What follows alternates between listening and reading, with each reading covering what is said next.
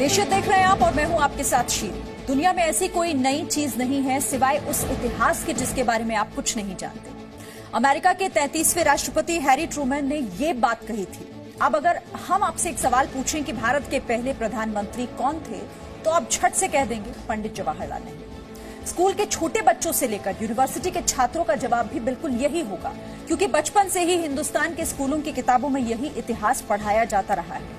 लेकिन ये बात पूरी तरह सच नहीं है। सच ये है कि पंडित जवाहरलाल नेहरू से भी पहले भारत की पहली आजाद सरकार के पहले प्रधानमंत्री नेताजी सुभाष चंद्र बोस थे।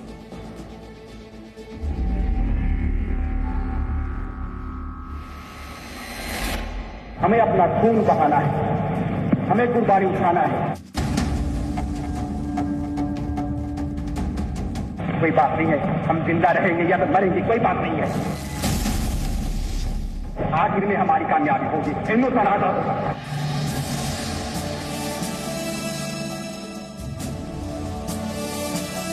अखंड भारत की जो पहले सरकार, जिस सरकार की पहला प्रधानमंत्री थे नेताजी सुभाष चंद्र बोस, ये इतिहास दबाया गया है, छिपाया गया है।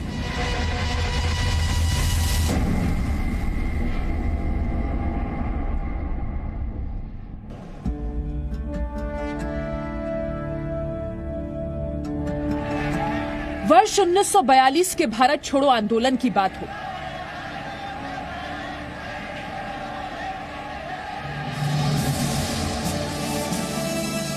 अंग्रेजों भारत छोड़ो की चिंगारी से 15 अगस्त 1947 को मिली संपूर्ण आजादी की बात हो। Long years ago, we made a tryst with destiny, and now the time comes when we shall redeem our pledge. At the stroke of the midnight hour, when the world sleeps, India will awake to life and freedom.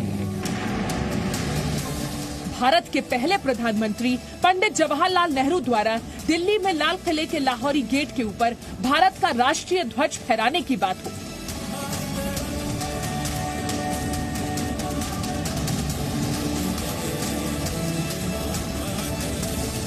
Bharat के हर नागरिक के दिल और दिमाग पर उन्हीं तस्वीरों का असर है।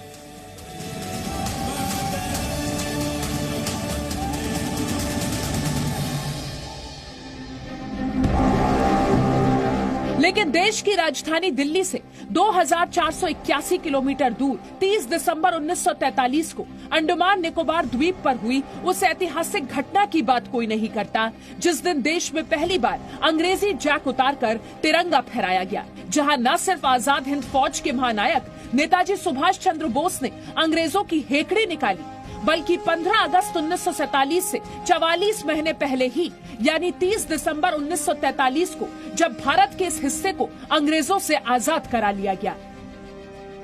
देश की 135 करोड़ की आबादी को पंडित नेहरू की ट्रिस्ट विद डेस्टिनी वाली स्पीच तो याद है, लेकिन किसी को अंडमान निकोबार द्वीप पर नेताजी सुभाष चंद्र बोस द्वारा दिए गए ऐतिहासिक संदेश के बारे में जानकारी ही नहीं है।